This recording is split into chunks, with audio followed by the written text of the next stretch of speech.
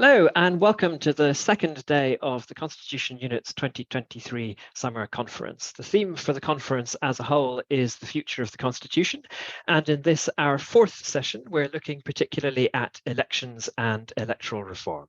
My name is Alan Renwick. I'm the Deputy Director of the Constitution Unit, and I'm your chair for this session.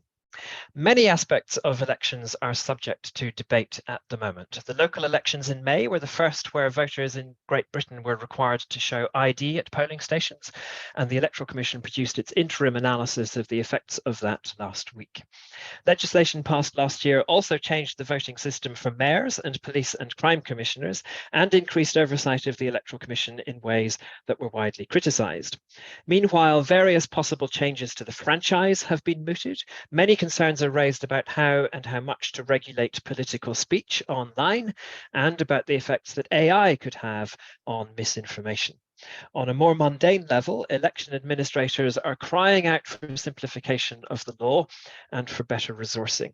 And at the opposite end of the spectrum, there appears to be growing public support and support in the Labour Party for replacing first past the post with a proportional system for electing MPs at Westminster. So what changes, if any, would be desirable? Where should policymakers' priorities lie, and how might any changes actually be delivered? To explore these matters, we're very lucky to have a fantastic panel. Cat Smith is the Labour MP for Lancaster and Fleetwood. She was Shadow Secretary of State for Young People and Democracy for 5 years, in which role, among many other things, she led Labour's scrutiny of the Elections Bill in the House of Commons. She now speaks in the Commons on behalf of the Electoral Commission, but she is, of course, speaking here today in a personal capacity. Lord Hayward, Robert Hayward, is a Conservative peer and former MP and all-round elections guru. He's an expert on polling, candidate selection, boundary reviews, which of course are very topical, and much else as well. And earlier this year, his private member's bill designed to stop people from accompanying others to the polling booth to influence their vote entered law as the Ballot Secrecy Act. John Pullinger is the chair of the Electoral Commission, a post he's held since May 2021. He was previously the UK's national statistician and chief executive of the UK Statistics Authority, and before that he was for 10 years the librarian of the House of Commons. And Sarah Birch is Professor of Political Science at King's College London and has immense expertise on elections and electoral processes in the UK and around the world. Her work on electoral integrity, electoral violence, electoral reform, and many other related topics brings a valuable international perspective to our discussion. So welcome all, it's great to have you joining us this morning. Each of the speakers will make opening remarks of 5 minutes or so, after which we will have some discussion in the panel. And then we'll open the floor to your questions. Questions will be gathered by Tom Fleming, whom you can also see on your screens. If you have a question that you'd like to put to the panel, please write it in the Q&A function on Zoom. Tom will then select a broad range of questions and read them out. And if you'd like to ask your question anonymously, you can indicate that when you submit your question. And just let me note also that the whole session, including the Q&A, is being recorded and will be posted online on the Constitution Unit website, on our YouTube channel, and on our podcast after the event. So with all of that, let me hand over to our first speaker, and that will be Cat Smith. Cat, welcome. Thank you, Alan, and thank you for putting together a panel. I aspire one day to be an elections guru, as you've referred to Robert, so I suppose I've got some way to go yet, Robert. I just wanted to start my opening remarks really with the sort of almost seen as the boring bit, the bit that politicians I don't think talk about enough, which is electoral administration. I'm sure that whilst the general public probably has not delved into the Association of Electoral Administrators report that came out this week on the May elections, I'm sure that the panel and those that are participating today probably have. But I thought it was quite illuminating that the Association of Electoral Administrators has highlighted once again the pressure that we put our electoral administrators under, and I want to argue why this actually matters to politicians, to the public, to voters, and to democracy. Obviously, this set of May elections, mostly in England, was trying to incorporate all those changes that were brought in the Elections Act. Well, actually not quite all, and I'll come to that, but because our electoral administrators were being asked to do so much more than ever before, they were put under immense pressure, and yet despite all of that, they did manage to pull off, I'd say, a very successful election. And I do think that is by the skin of our teeth. I think that if we continue to put more and more pressure on fewer and fewer electoral administrators in local government, sooner or later there will be a catastrophic incident, and the damage that would do to democracy would be significant. And when we look globally at the threats to democracy, it's so important that we resource our electoral administrators adequately.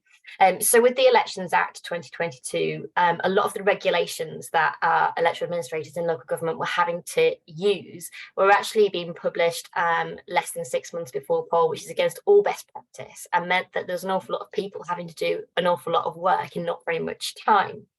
The increase in paperwork at polling stations, we've got now the ballot paper refusal list, we've got the voter identification evaluation form. All of this stuff means that the process of the elector entering the polling station, getting their ballot paper, casting their vote and leaving is taking longer. Now, when it's local government elections, for some reason, turnout is always lower. I don't understand it. I think local government's really exciting, but the electorate tend to prefer to vote in general elections for some reason.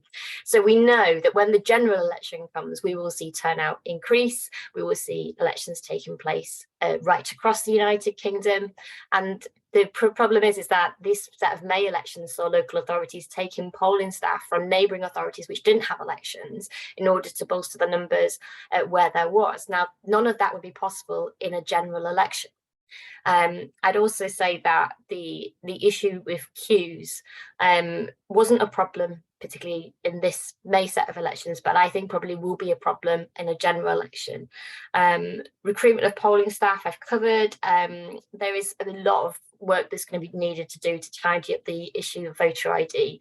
I think one of the sort of obvious examples is the Mersey Travel over 60s card, which has a very similar application process to the Oyster over 60s card, which was on the list, and the Merseyrail one wasn't. Yeah, I think there is a very much a London bias in the forms of acceptable ID. And with the Elections Act Tranche 2 coming into force, with the inclusion of things like overseas electors, we are moving into unprecedented territory in terms of what we're asking administrators to do. I do think when we look at the way in which electoral changes happen, it's very piecemeal, and the Law Commission has been very clear about needing to put this in one piece of legislation that makes it easier. But what we've seen in this Parliament is the removal of the Fixed Term Parliament Act, which means that we don't know when the next general election is going to take place. And whilst that might cause some anxiety to politicians and political parties, it's an absolute nightmare for electoral administrators. They can't book polling venues in advance. They don't know how long they're going to have. And I thought that the request from the AEA to extend the period of an election in order to ensure that our administrators can keep up is probably not an unreasonable request, and one that politicians probably should take heedance to and look seriously at. And I just want to finish up very quickly, because our 5 minutes just goes so fast, about proportional representation, which is probably the more exciting bit. For me anyway. A pro-PR motion was passed with overwhelming support at the Labour conference back in 2022. That was backed overwhelmingly. We know that our National Policy Forum, which takes our policy submissions, hopefully feeding into the manifesto, we had 44% of all submissions calling on Labour to back PR in its manifesto. And when you look at the relevant commission, which was the Safe and Secure Communities Commission, that was even higher. So 2/3 of submissions there were calling for PR. I see it ourselves as a local MP. Our members are increasingly agitated and pro-PR and keen to see it in the manifesto. So at the moment, 397 of our constituency Labour parties, that's 60% of them all, have passed pro-PR policy. And we know that when there is a debate on whether or not that constituency party should pass a policy on it, we find that 96% of those constituency parties then go on to pass the motion in support of PR. And YouGov polling from last year showed that 83% of our party members do support PR. So I'm optimistic and hopeful as ever that it would be included in a manifesto for a Labour government. But I would say that, and I'll wrap this up because I've gone over my 5 minutes already, that when it comes to introducing PR, the Elections Act set a precedent, which means that, you know, we did change the voting system for our police and crime commissioners and our mayoral elections to move from the alternative vote system to first past the post without referendum. And I know this is something that might well come up in the questions about whether or not would PR require a referendum, and I'd certainly argue that no, it wouldn't. And I'd like to see it brought in with a change to the franchise to votes at 16. I'd like to see it alongside reform of the second chamber as well. So having gone a little bit over, Alan, I apologise. That's my opening remarks. No, that was fantastic. Thank you. Thank you so much, Kat. And you clearly demonstrated that you're well into elections guru territory there. So thank you. Straight on to Robert Hayward. Lord Hayward. Alan, thank you very much, particularly for your very generous introduction.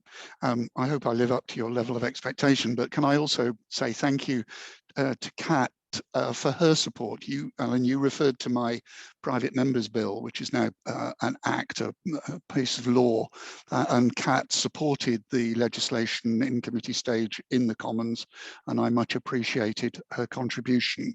Can I pick up on the question of first past the post, which is a point on which I'll disagree with Kat, and then I'll move on to the area where I agree with her strongly. On first past the post, I was an MP for part of Bristol, a city which justifies roughly, depending on where you draw the boundaries, 5 or 6 members of Parliament. I went into being an MP with an open mind. As far as I was concerned, I'd be quite willing to support an alternative voting system if I thought it was appropriate. And what we have in your notes, you ask whether it's desirable to change. And Kat's just identified that people are taking a view for one reason. And I note the change in opinion polls, but I have a feeling that's probably more got to do with a comment on the current government than actually on the voting system. But my experience in Bristol, I represented one of the most working class Tory held seats in the country. And if we had a PR system and we had a multi-member constituency process, what you'd actually have in Bristol is all the MPs paying attention to the big employers, British Aerospace, Rolls-Royce. I then had 2 big local authorities, Bristol City Council and Avon County Council, and the big employers like the 2 universities as well, all in the western and the northwestern parts of the city. I represented the eastern side of the city. What one might describe as the ordinary folk. They live in terraced houses that were built in the late Victorian period. They were working in small factories, in packaging factories, in shoemaking factories, in lingerie factories and the like. And they knew who their MP was. And as far as I'm concerned, I've turned very strongly against PR because as far as I was concerned, it was important that the local constituents who wouldn't naturally get a voice in against the bigger organizations, whatever they may happen to be, they could turn up, they could meet their member of parliament in the surgeries, and I was specifically the person responsible for the roughly 75,000 voters. So I became a very strong and remain a very strong advocate of first past the post on a individual constituency-based MP-based operation. Can I now agree with Kat in relation to the operation of our elections? I'm strongly in favour, like her, of the Law Commission report. I've said on a number of occasions, both in committee and in select committee and in the chamber, that I dread the failure of an election in some form or another, ballot papers not being produced on time, not being distributed on time, all sorts of paperwork. There's more and more paperwork being required all the time. And I think the electoral administrators, the EROs, do a truly phenomenal job week in, week out. And as central government politicians, we continue to burden them with more and more work without really thinking about the implications. And Kat referred to the Elections Act. There's a whole raft of burdens still to arrive as a result of that Elections Act, to do with the likes, for example, of postal vote administration. And I said throughout, in relation to my own act, I didn't mind if it was introduced somewhat later so that it eased the burdens, because I am, like Kat, genuinely concerned about the level of paperwork that the EROs are facing. And I think we will have serious problems at some stage. And at that point, the democratic basis of judgment that the population make may well also collapse. So with those opening comments, I'm going to conclude at this point, Alan. Thank you very much indeed. Great. Thank you so much, Robert. Fully living up to expectations there. And we will move on to John Pudinger. Thank you. A key test for a healthy democracy is whether people trust, value and take part in elections. Elections are at the heart of our constitutions and at the heart of this conference. They give every person an equal voice when choices are being made about how we're to be governed. Elections hold governments accountable to the people, and a successful electoral system is one where the results are accepted by winners and losers alike. So how can we ensure that our electoral system remains effective? The effective electoral system starts by putting the voter first. Complete and accurate registers of electors, accessible voting for all, confidence in the security of the vote. An effective electoral system supports candidates, campaigners and parties get their message across, free from abuse, intimidation and threats, and restore transparency, particularly about where the money comes from and where it goes. An effective electoral system supports electoral administrators run elections effectively and efficiently, consistent across the country, resilient in the face of unexpected and other pressures. It needs a simple and comprehensible canon of law, so everyone understands and can follow the rules without risk of being inadvertently caught out. A legal framework that works with the devolved nature of the UK, working for England, Northern Ireland, Scotland and Wales. It needs to reflect the way we are now and where we're going, not be stuck in the past. Getting ahead of the curve on the use and misuse of data and modern media, facing up to the sustainability imperative, working well for voters, candidates and administrators across institutional boundaries. It needs impartial oversight by an organisation that is and is seen to be independent, is high performing and acts with integrity. An organisation that is skilled and diverse, with the confidence of all communities and accountable for its actions and inactions. An organisation that learns continuously to improve its services and give good value for money. The current system works. We have high levels of public confidence in elections. But as has been highlighted in this session already by several parliamentary committees, electoral administrators and many others, including the Constitution Unit, we need to take bold actions urgently, given the mounting challenges. The Electoral Commission is currently focused on helping voters, campaigners and electoral administrators with the implementation of the Elections Act, as well as working on the elections agendas in Wales and Scotland, and thinking through how developments in technology and other changes might play out in upcoming elections, particularly the next general election. But alongside this, we see 4 immediate policy priorities. 1, improve access to registration and voting. Automate electoral registration so that millions are not missed off. Support voters and candidates with disabilities so everyone can participate on an even footing. 2, protect politics from foreign interference. In particular, make political parties adopt good money laundering practices required in other sectors and strengthen the law on company donations to reverse the fast declining levels of trust in the transparency of political finance. 3, strengthen and simplify political finance regulation. In particular, decriminalise offences relating to candidates, enhance regulator information access powers, and raise penalties for breaches so that candidates feel well supported. And 4, and arguably most importantly, modernise electoral law. In particular, and we've heard this already from both other panellists, adopt the widely supported recommendations of the law commissions to make the system workable for parties and administrators.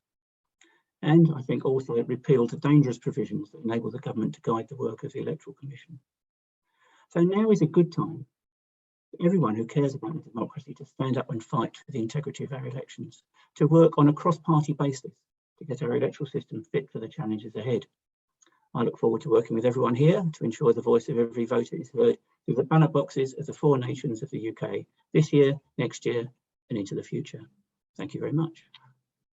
Great, thank you very much, John. You've given us lots of proposals and detail to get our teeth into later, which is fantastic. Last but very much not least, we move to Sarah Birch. Sarah, welcome. Oh, Sarah looks like she may have frozen, in fact. Sarah, can you hear us? Sarah was having problems with her internet connection earlier. Oh, no, it looks like Sarah has just disappeared from the call. That is a great shame. Well, hopefully Sarah will be able to join us again very soon. But in the meantime, let me explore some of the issues that have been raised by all of you there. And I should say just before I do so that we will, of course, move to audience questions in just a little bit. So I've seen some questions already coming in, which is great. But if you haven't yet submitted your question, but you've got one, then now is very much the time to do so. Just remember to put it in the Q&A function here on Zoom. But let me put some questions first. And all of you talked about the Law Commission recommendations and the need for the simplification of electoral law. At the moment, we have this great morass of all sorts of different pieces of electoral legislation in different areas. I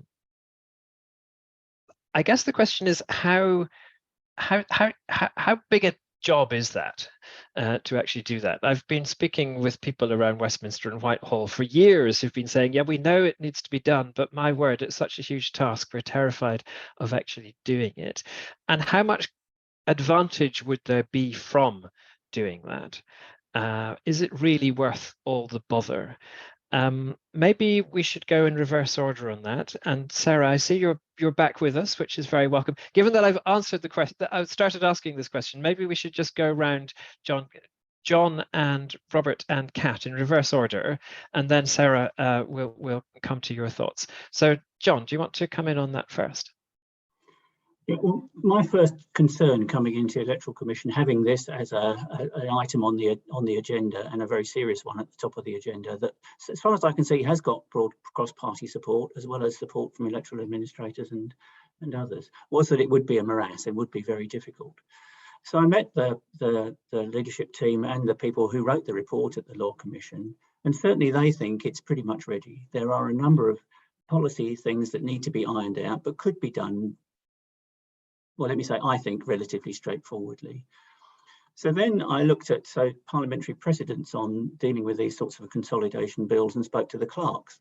And there is a procedure which is a relatively simple procedure. So long as you stop people climbing on board and turning it into one of these famous Christmas tree bills that everyone puts in every change you want, these can go through very simply. And the process can be designed to be simply a consolidation measure that can avoid having amendments and all other kinds of things bolted onto it that would then make it very difficult, I'm sure, because those other elements would probably be quite highly contested in both houses.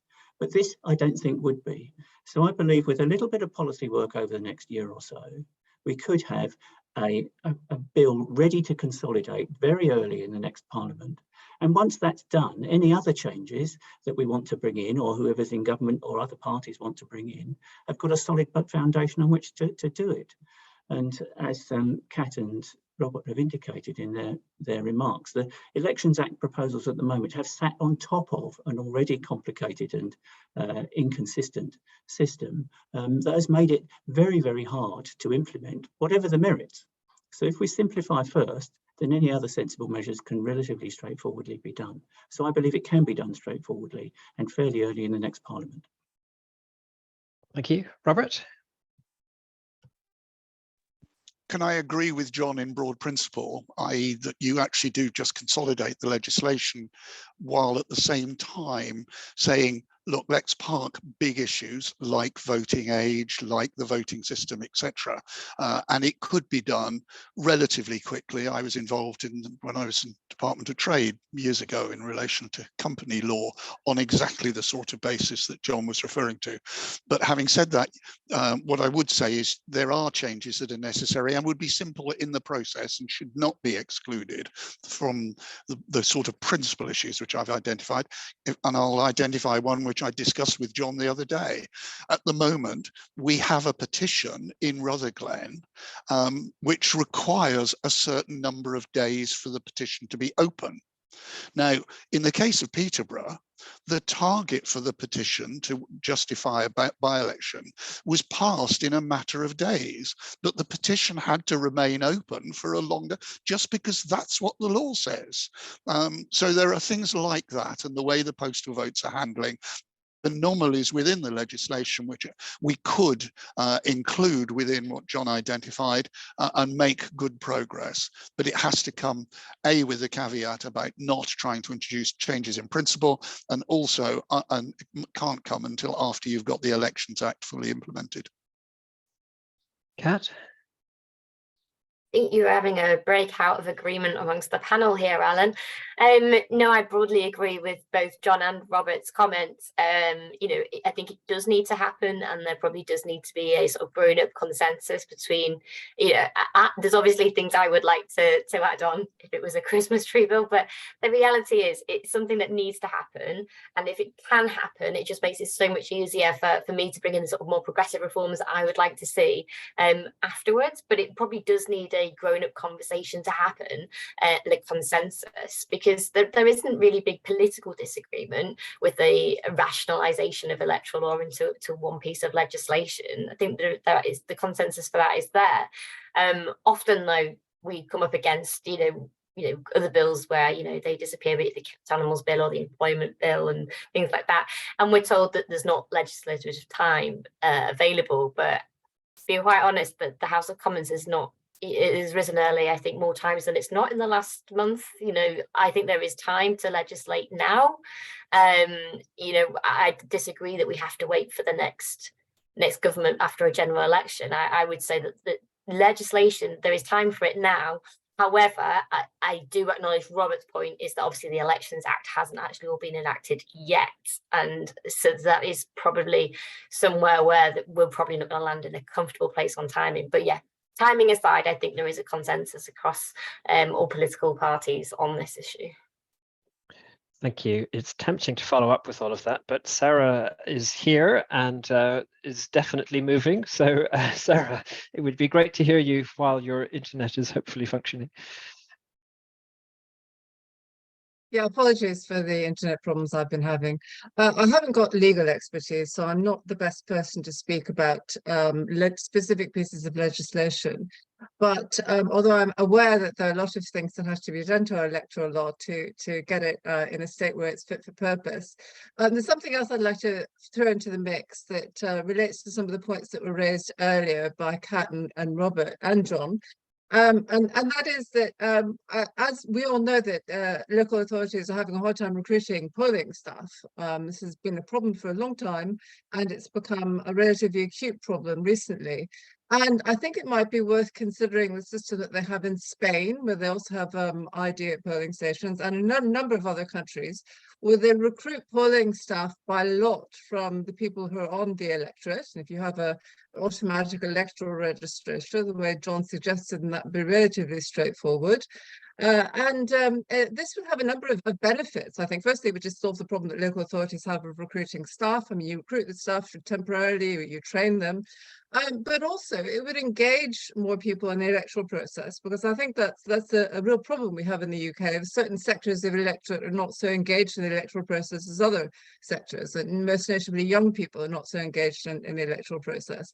And there have been a couple of studies recently that have been found that people who serve on polling stations, having been chosen by lot, are more likely to be engaged in the electoral process and more likely to have a sense of civic duty in general that relates to other aspects of their lives. They're also more likely to trust electoral institutions, and they're more likely to feel politically empowered. So if you're chosen to work on a polling station, or if a friend of yours is, or if a family member is, this is going to give you a better insight into the electoral process. And over time, this might potentially increase people's sense of engagement and involvement with electoral processes and politics more generally, which could have a beneficial effect, I think, for popular engagement and popular understanding of the electoral process. And also it would help local authorities to solve the problem with recruitment. So that's a proposal, in addition to some of the other things that have been mentioned, lowering the voting age to 16, possibly requiring people to vote the first time they're eligible, to give them an understanding of how elections work. I mean, after all, it was in 2013, educational compulsion was increased to 18. If we had electoral compulsion once the first time people are eligible, normally between the ages of 16 and 18, and that would give them additional insight into the electoral process. And this would help to overcome some of the inequalities that exist in our electoral system, with certain sectors of the population voting less and therefore being less well represented than others. So I'll stop there while my internet is still going, and hopefully that will give some food for further thought. Thank you. Wonderful, Sarah. Thank you so much. Your internet managed successfully to hold up throughout all of that. So I've never heard of that idea of recruiting staff polling stations by lot from the wider electorate. I'm wondering what the other members of the panel think about that, actually. So I was going to put some of the suggestions that we heard from John to other members of the panel, but let me start by yes. Let me put all of these suggestions to you and hear what you think. So John talked about automatic registration onto the electoral register.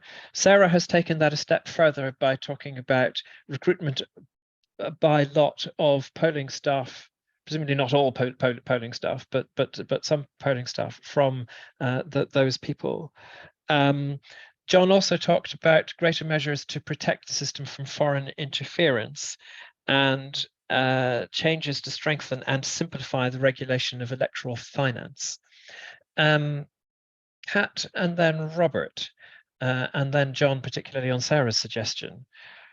What do you say to these various recommendations? Oh golly, wow. Well, obviously on automatic registration, I do think it's something that's possible. It's something that I've tabled amendments to and to be defeated in the House of Commons on a few times. You know, the reality is, as a state, we know who is eligible to vote and we know where they are. And, you know, I do think that the days of having to fill in a form and request to be added to the electoral roll are probably outdated. And by having an accurate electoral roll, it would stop people being disenfranchised by accident. And I think all political parties must find it, where you're out campaigning on polling day and you bump into someone who's recently moved house and suddenly they realise they can't vote. And, you know, the reality is there are millions of people who are not registered or not registered correctly. And that means that they're disenfranchised. And I don't think that is a good thing at all. I think that is a damage to our democracy. So yeah, I'm fully behind automatic voter registration. In terms of, I thought Sarah's comment about this sort of almost like jury service, so serving on polling stations is a great idea. I mean, obviously there'd have to be properly exemptions for people who are active members of political parties. I think that would probably be an obvious one. But I think on the whole, yeah, I think that's a great way of engaging people and giving people confidence in the system as well. I had a conversation with a friend recently who they joined a political party as a teenager, and they used to follow the council van as it left the polling station and went to the count centre to make sure that nothing was stolen in the van. And as they became more and more involved in politics, they realised just how secure the system was. And obviously they don't do that follow in the van thing anymore. But I think the more you see of our democratic process, the more confidence you have that it is a safe and secure system. And I think by including members of the public in supporting polling clerks and polling stations is a great way of, you know, showing the public exactly how safe and secure voting is, which gives people confidence in democracy, which I think would all in all be a very, very good thing. John's points about foreign interference, I have grave concerns about that. That's probably one of my biggest concerns, and probably something that I would prioritise as trying to clean up and sort out. And I do think that some of the changes in the Elections Act, particularly with the overseas electors, does does give me some concern about foreign interference in politics, which we know is happening. And I know that the conversation about AI is moving so fast. And I do have concerns about bad actors influencing our democracy, because often our electoral laws are written in an analog language for a digital age. I think I'll probably wrap up there, Alan. No, that was great. Thank you. Robert. A vast range of different issues there. Can I just pick up on a number of them? Excuse me. In terms of automatic voluntary voter registration, the principle sounds fine, but one, I know one of my neighbours doesn't want to be registered. I have a very close friend of mine who doesn't want to be registered. And there are different reasons in different parts of society why people don't want to be registered. And if you apply automatic voter registration, those people who want to stay anonymous for different reasons, there is a problem for them. We have a voluntary system at the moment, and our democracy is voluntary in that you enter into it or not. But I am concerned that certain groups are excluded. They feel excluded before you even start. They don't register. They don't participate, even if they do register. I live in a constituency, Camberwell and Peckham, with one of the lowest, the people have registered, but they then don't vote. And there is an issue there as to why they don't vote. We have introduced, and I'm not talking here on a party political basis, we've introduced a system whereby people can register online and register very easily. And one of the problems for the AEA and other people is that actually what we've got now, and our select committee looked at it when we did 2 years ago or so, was that in effect an election has become a registration event, a huge surge because it is so easy to register.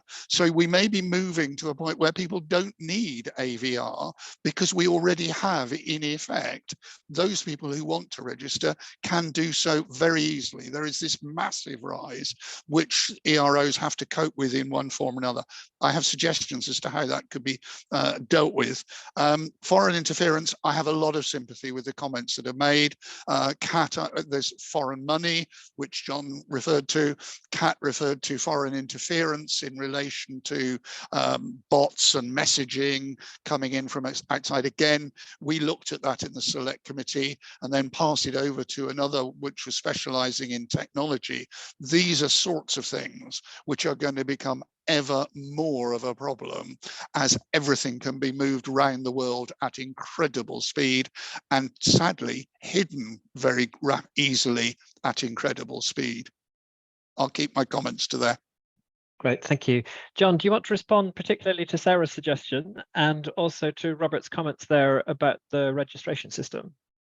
Yes, certainly. Well, I think Sarah's suggestion is a very interesting one. I mean, and I like the kind of civic engagement aspect to it, and can see that would work. And as Kat said, it's not dissimilar to jury service, which works extremely well.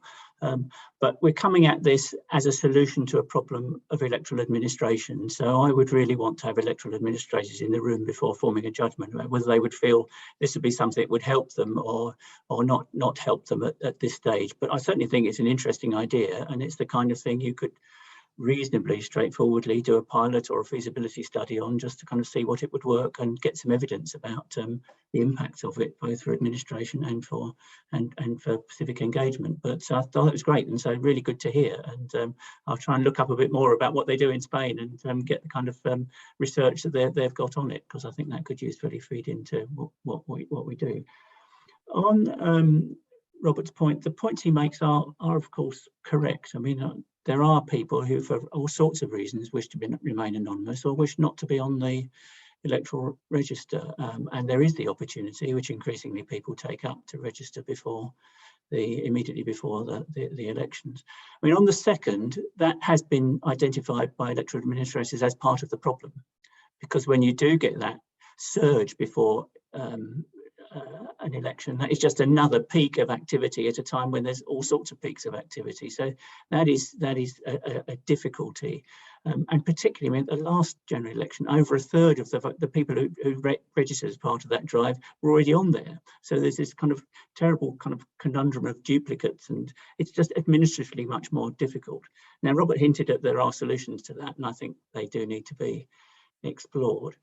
But I'm giving evidence to the Levelling Up Committee on Monday on this issue of electoral registration, and I was very interested in the evidence that the government has put to it, and obviously the government has looked quite carefully at this, and they say very clearly they don't think the problems of anonymous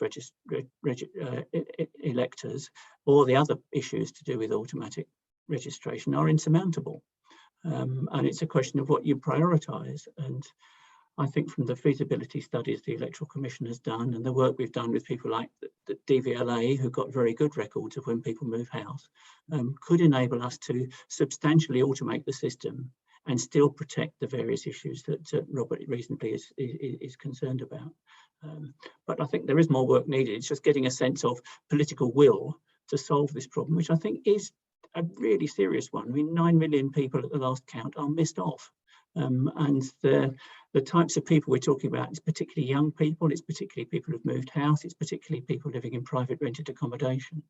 This is not a neutral factor that's happening here, and so we should think really seriously about what bold actions we could take to make a very significant difference. Sarah, do you want to respond to any of those comments? Thank you. Yeah, just from a comparative point of view, most democracies in the world do have automatic registration, and the ones that have mandatory registration, which we effectively do in the UK, if you don't want to give the elector registration officer the information that enables that person to register you, and then you therefore decline to do that, you are breaking the law and you can get fined. So we do have it's effectively mandatory to register. The countries that have mandatory registration virtually all have automatic registration. It just makes sense. We have the information to register people. We need to be able to do it in a way that fulfills our commitment already to having full registration. And so it's just a logical extension of the system we already have. Thank you.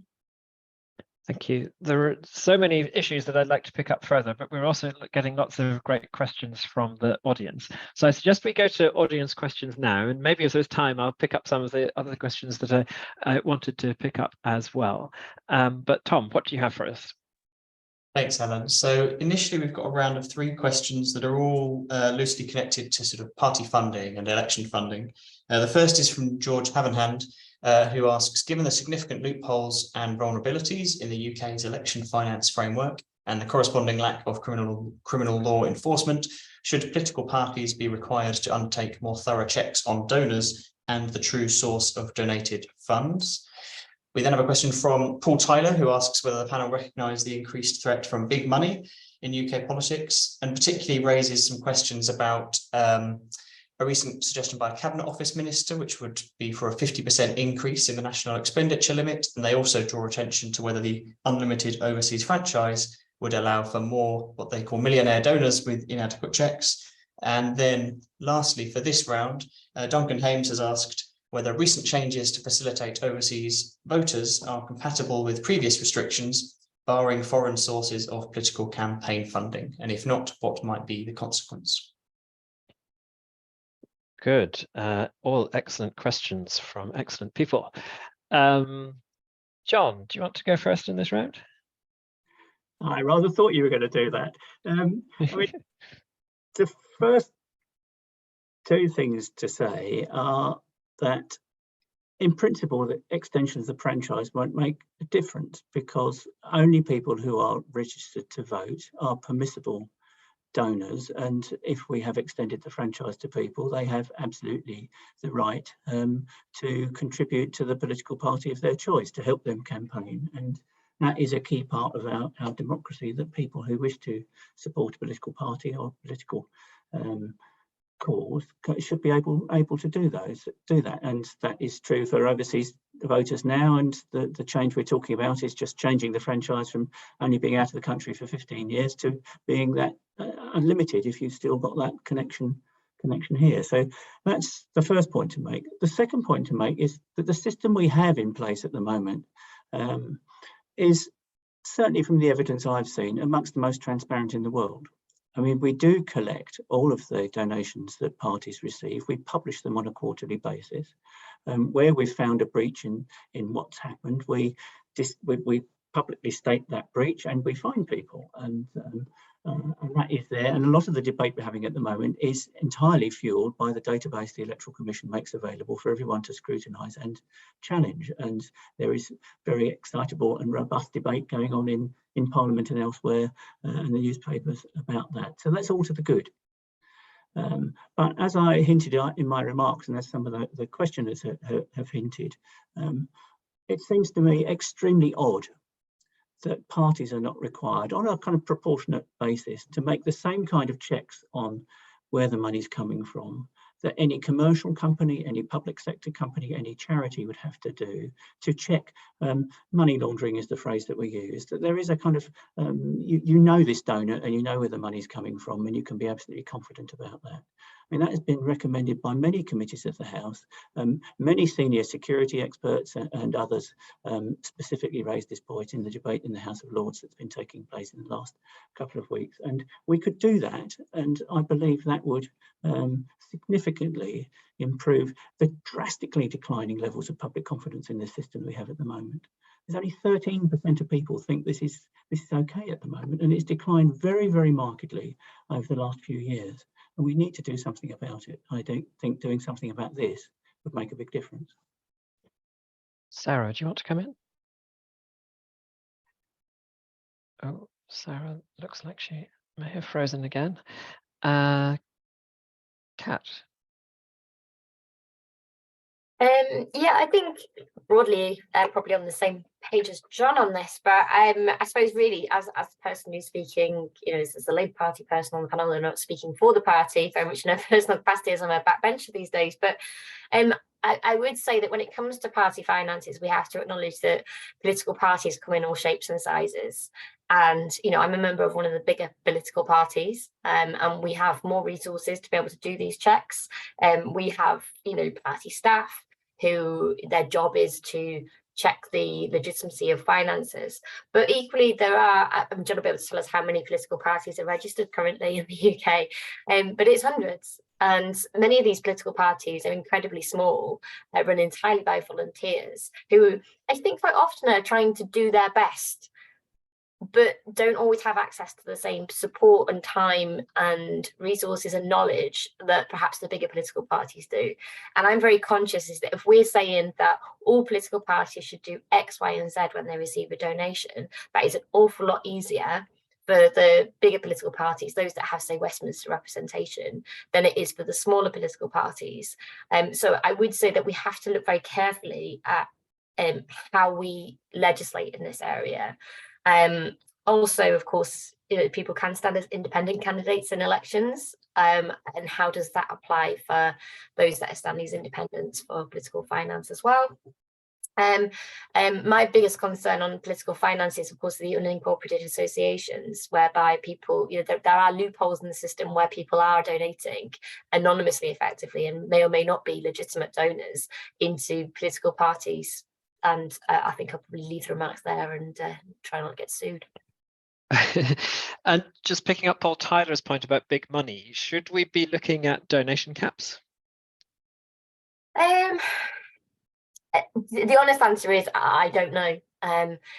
If individuals want to donate money and this is their priority to do with their money, I'm not someone who likes to sort of, you know, put caps on things. Generally, that my instinct is to say no. But equally, there does need to be something of a level playing field in a democracy. And I don't really know where the balance lies there. So I guess I'm probably open to persuasion, but not quite convinced yet. Great. Robert? I think Kat's comments at the end were very fair in terms of you have to draw a balance, and you have to draw a balance not only in relation to what you're interrogating, but also the scale of the party that one's looking at, because clearly there need to be obligations on the big political parties, which you don't impose on some small residents group, which is fighting an election in Nottingham or Manchester or whatever it may happen to be. And I think the best person to comment in these circumstances is John, and I was very interested by some of his observations, because as the Electoral Commission, they're obliged to administer the law as it stands at the moment. And I think we should listen very carefully to the observations that he's made. My inclination, like Kat's, is not to put an absolute cap on it, but that is dependent on the system not being utterly and totally abused by one or two people in some form or another. And I think that was implied on what Kat was saying. Can I take the conversation, however, in a completely opposite direction, and that's policing of our process? When our select committee and the Lords looked at the issue, we discovered, we didn't do a lot of work on it, but it was clearly identified that actually police, in terms of breaking the breaches of the law at polling stations, there is not the expertise within the different police authorities to take action, and there is an unwillingness to take action. And there are any number of cases, particularly in the Met, and to some extent my own private member's bill stemmed out of that, of the unwillingness or inability of police authorities to take action when things are cited to them. So although the concentration quite rightly is at the big end, big money, foreign affair, foreign matters, etc., I think we ought to give very serious attention to the difficulties and the problems that take place on a day-by-day basis, which unfortunately the police are unwilling, unable, I don't know which it is in some cases, to take up. Sarah, I think you've heard most of those comments. Do you want to offer any further reflections on political finance? Yes, so my views on this actually go a bit further than the views of some of the other speakers. That I fear we have lost Sarah again. That's a shame, because she has real expertise on these matters. Just giving it a moment to see whether her line comes back, but it seems not. Oh well, let's hope that we get Sarah back, because it would be great to hear her on this. In the meantime, Tom, do you want to give us another round of questions? Absolutely. So we've got 3 questions now, which are all about proportional representation. So firstly, Philip Gilfuss asks, when it comes to electoral reform, is the challenge that it is a quote-unquote England problem? Every other UK political body, devolved and local outside of England, does not use first past the post. It seems reform is not new nor unknown, but rather the majority. So does a Westminster/England-based media perspective keep first past the post seen as mainstream instead of as the minority choice? There's then a question from an anonymous attendee who asks, given that a future government may face pressures to not adopt PR for the House of Commons, is there scope to instead focus on introducing it for local elections? They suggest that this might be less contentious, might have a stronger case by promoting electoral competition in areas that are dominated by single parties. And they might also, they suggest that this might also help create a culture of cross-party cooperation amongst new intakes of MPs, helping to produce a more amenable environment for PR later in the Commons. And then lastly in this group, Joe Susek asks, well, we've heard mention of how important it is to have a constituency link between voters and their MP, but is it not also important that Parliament broadly reflects how the electorate votes and that everyone feels they have a vote that actually counts? If so, isn't a system of PR that meets all of these criteria the best way forward? Excellent, thank you. And just picking up maybe on that last question from Joe. So Robert gave us earlier an argument against proportional representation in terms of the constituency link, as it's often called. Kat, you talked about the kind of rising support for PR, but you didn't give us an argument in favour of it particularly. Do you want to pick up the challenge from Joe there, and also address the other points that have been made?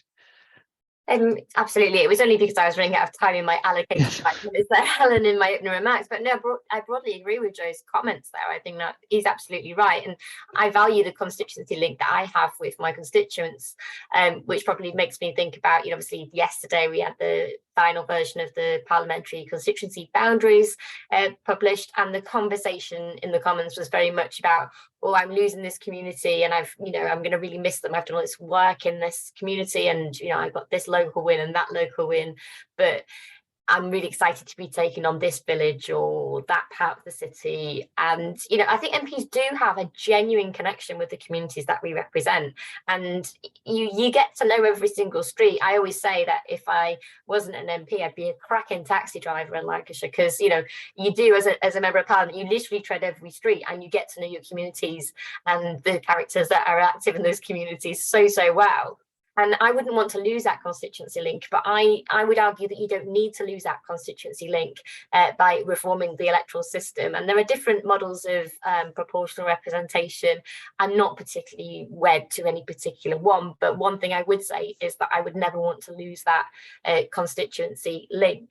But whilst I'm thinking about boundary changes, and I'm sorry if I'm straying a little bit away from proportional representation here, but that does mean, again, that the local government, our electoral administrators, are having to, you know, prepare for a general election where they don't know when it's going to happen because we've lost the fixed term parliament. It's going to be on new boundaries that we've never had before. So many of these constituencies are crossing local authorities. So which local authority will be the lead local authority in administrating that particular constituency at a general election? And there's an awful lot of change happening. So I would argue that with all the change that's happening, it would be responsible of the government to be a bit clearer as to when the next general election was happening, purely just for an electoral administration point of view, and whether or not that can be communicated in a way that is quite tight. You know, and I respect the fact that there isn't a fixed term Parliament Act. I voted to keep it. I would have liked to see it stay. But the reality is that we have left electoral administrators completely high and dry with changing boundaries and an unknown election date. And we will see that spike of voter registrations, as Robert was talking about as well. And I am so worried about the administration of the next general election. And just picking up the anonymous question that we had there, where this suggestion, yeah, well, and I guess the suggestion was, you know, it doesn't look like the Conservative leadership, if it won the next election, would adopt PR, and it doesn't look either like the Labour leadership, if it wins the next election, would adopt PR. I mean, is there kind of room for those of you who favour PR within the Labour Party, or if there's a Labour Lib Dem, some kind of arrangement after the election, that kind of thing? You know, is there scope to compromise on PR for local elections? I just picking up on I know there's been quite a lot of chatter around, you know, Keir Starmer's position on PR, but I don't think there's any evidence that Keir Starmer is opposed to proportional representation. I know that there's been several occasions in the past where he set out a clear critique of first past the post, and he has committed to reforming the political system.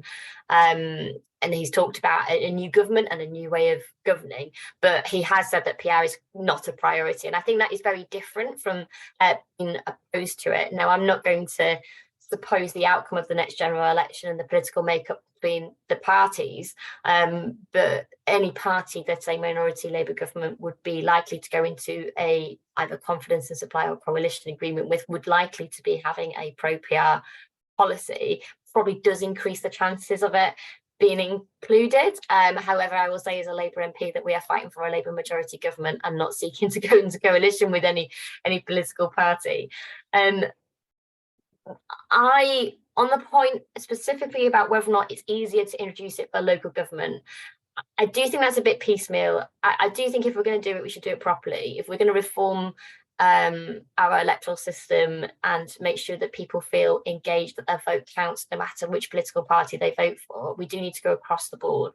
I remember knocking on the door in the last general election, and the chap who answered it told me he was a member of the Liberal Democrats, but he was going to vote for me because he didn't want the Tories to win. And I don't like that. I mean, obviously I like the fact he voted for me in a marginal seat. That was cracking. But I don't want to have to persuade people who I know are ideologically in a different place to me to feel they have to vote for me to stop someone else. I don't think that the electorate like it, and I don't like it as a candidate. And similarly, I know people who are Labour Party members 15 miles up the road from me in the Westmoreland and Lonsdale constituency who vote Liberal Democrat to stop the Tories, despite being members of the Labour Party. And I just think that it'd be really nice, wouldn't it, if people could just cast a vote for the political party that they believe in, rather than having this ridiculous system of tactical voting that goes on everywhere to try and stop the party you dislike the most, rather than vote for the party you like the most. I'd like a more positive politics, Alan. That's kind of where I'm trying to get to. Great, thank you. Robert, lots of points for you to respond to there. I guess particularly there's the thought that some proportional systems do allow a strong constituency focus. So, you know, if you think of Irish politics with the single transferable vote system, you know, you could not say that members of the Irish Parliament or the Dáil are not attentive to their constituencies. So how would you respond to those thoughts? You're muted, Robert. My apologies. There are systems, no question about it, which can maintain the constituency link better than others. But if you follow the line of thought in relation to the comments that were made in the questions about 60% having, if you've got 60% of a certain view that are against the government, then the implication of that is that you actually have a much broader PR system, because you don't solve those problems essentially with a constituency oriented PR system. But there are advocates of all sorts of different systems, but I would certainly agree with Kat that you know, we have a mess of local government at the moment in terms of all sorts of different structures, and then putting in a different voting system just because it was a good idea for local government. And to be honest, the people who advocate that you do it at local government actually are seeing that as a thin end of the wedge in relation to doing it national government. I wish they'd be honest and actually say that, because that's what they want. But can I also pick up in relation to one comment that was made in the final question, which was, wouldn't PR lead to cross-party cooperation? Well, I'd make the flippant but serious comment that both the Labour Party under Jeremy Corbyn and the Tory Party under Boris Johnson, which in theory were one party in each case, managed to have some pretty diverse and substantial rows within it. So suggests that a voting system, just because you've introduced it, solves a problem in relation to cross-party cooperation. I don't regard that as a valid argument. In fact, when I was an MP, there was much more cross-party cooperation than there is now. And you ask why, and that's probably twofold, as there are many other factors. One is it's an accident of a decision which was sensibly taken by Tony Blair's government, which was to change markedly the committee system in the Commons. So in effect, you don't have a proper committee review of legislation, which is where we learned to work together and have cross-party cooperation. And secondly, it's a result of Brexit, which without any shadow of doubt has reduced cross-party cooperation in the Commons quite markedly. So one disappears over a period of time. Other was discussed yesterday in a session in relation to committee structures, and I think, and how you handle legislation in the Commons, and I think those are things which would also provide better cross-party cooperation than some theoretical introduction of an electoral system which may or may not achieve that objective. Thank you. John, the Electoral Commission presumably doesn't have a view on the choice between PR and first past the post, but are there points that you think ought to be injected into this debate from the Commission's perspective? Well, I mean, we wouldn't take a view on that, and if there were a referendum, we would administer it as we did the last time, 10 years or so ago.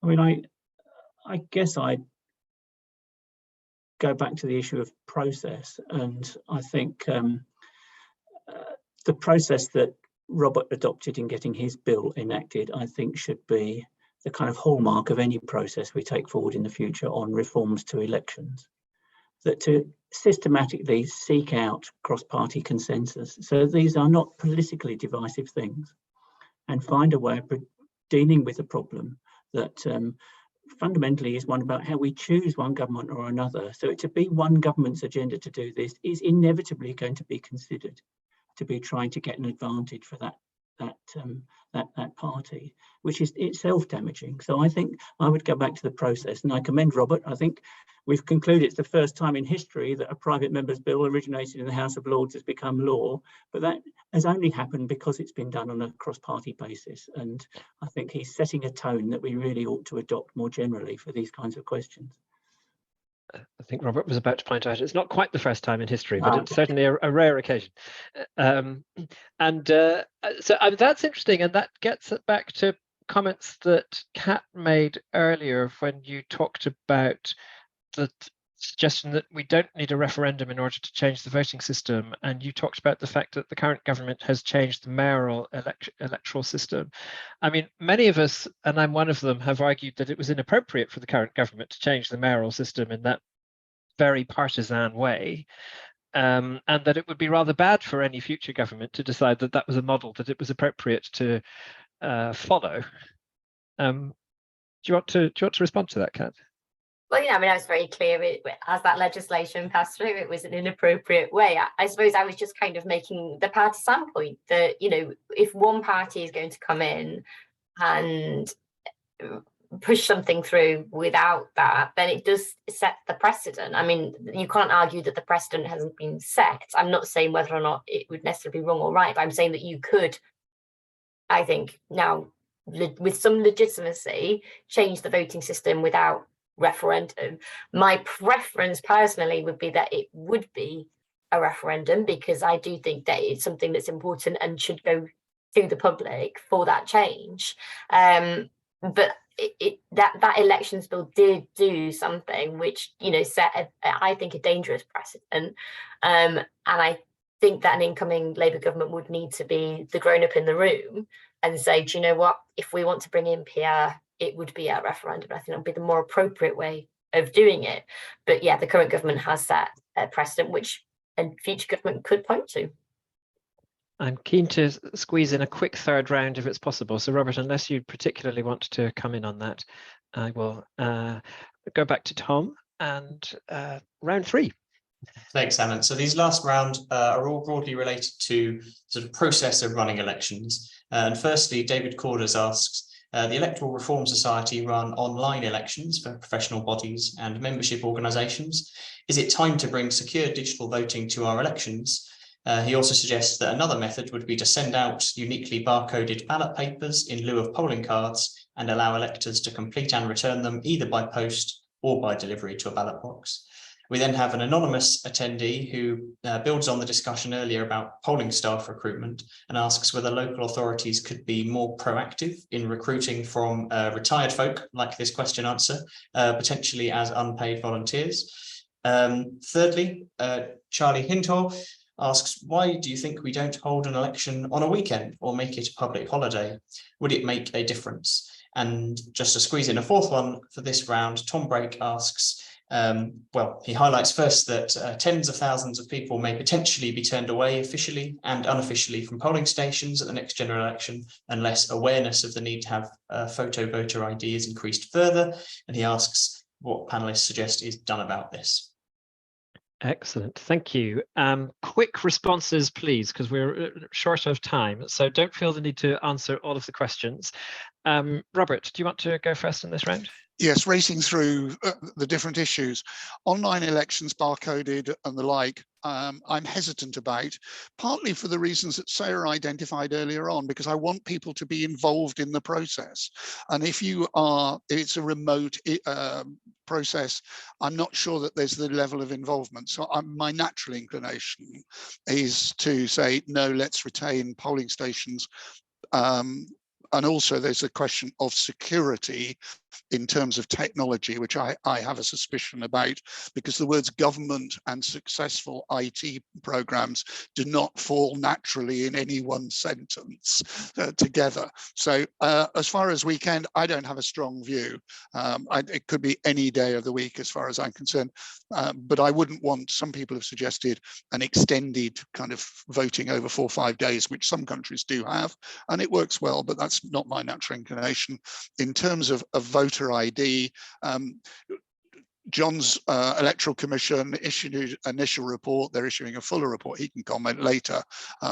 There will be adjustments, I think, to the actual paperwork necessary, but my inclination is to keep it there, keep it as is. We'll learn from John's organisation what the position ought to be post-September. Thank you very much. Kat? Starting with the last question first, Tom is absolutely right. The number of people turned away at the polls this time is far higher, like far higher than the number of accusations of voter personation at polling stations in the last decade.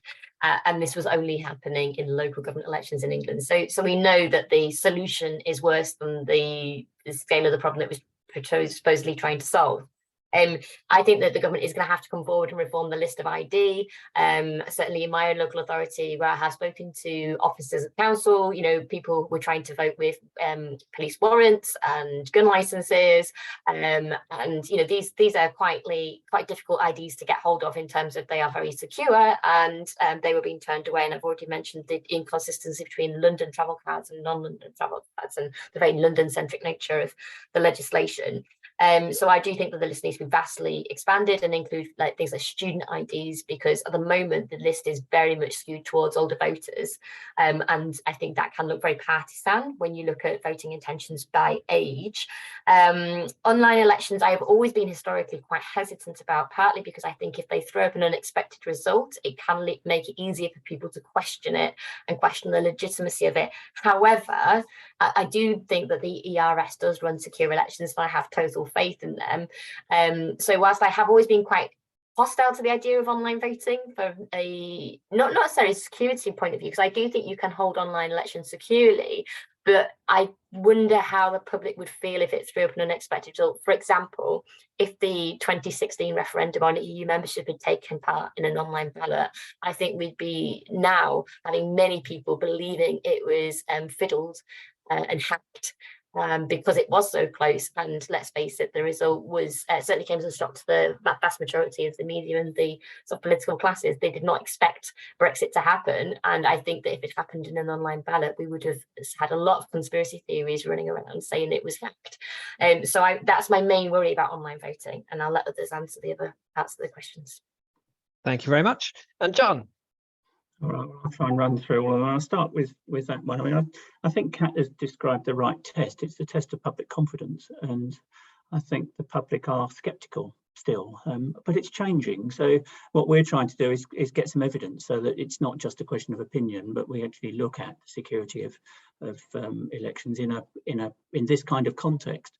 Because as she says, the ERS runs a lot of online elections very successfully and securely, and some of them very sensitive indeed. So we know it's technically possible and feasible, but would it be feasible enough to avoid the kind of conspiracy theories getting to a point where the election results would be contested? And that's what we really need to worry about. And that was my kind of test at the start of my remarks. We've got to keep an electoral system where people are confident in the results when they're declared. And we pretty much have that now, or we do have it in a very good way.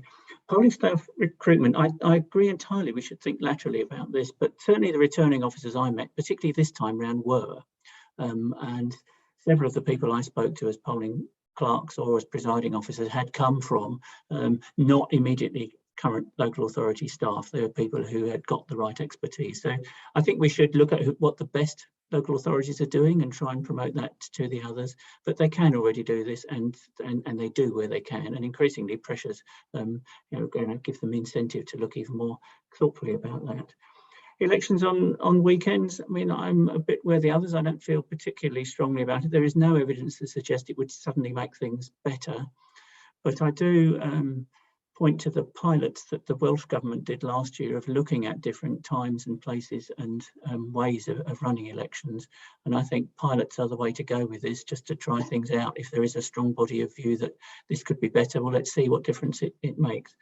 And finally, on voter ID, as has been mentioned, we published our initial findings last week. We do want to get more information. We need to hear a lot more from local authority administrators and candidates in particular, but absolutely there's more work to do. And certainly I think we need to look again at the list of acceptable ID.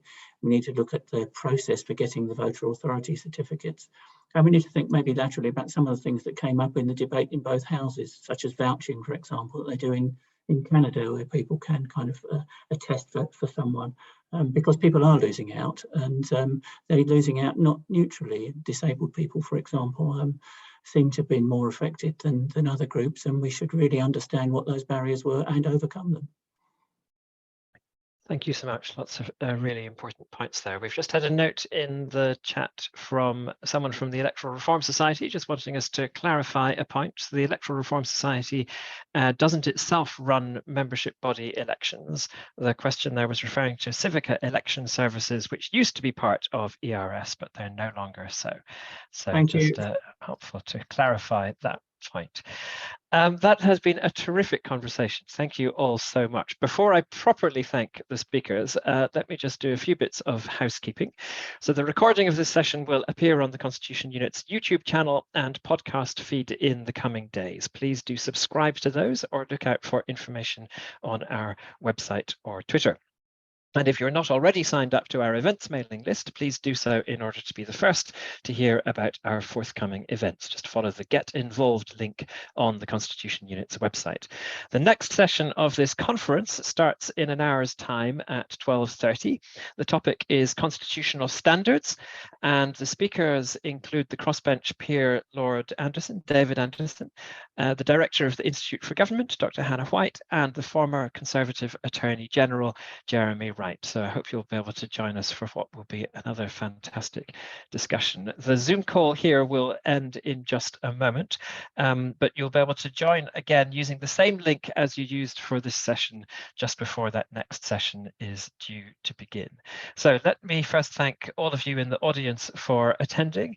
Let me particularly, though, thank our truly fantastic panel. It's been a really rich discussion. So thank you to Kat Smith, to Robert Hayward, and to John Pullinger. Thank you also to Sarah Birch, who alas has lost the battle with her internet, but we heard great thoughts from Sarah as well, and we're very, very grateful to her. And also to Tom Fleming for fielding the questions, and to the team behind the scenes for making everything happen so seamlessly. So thank you to you all. Goodbye for now, and we look forward to seeing you again very shortly.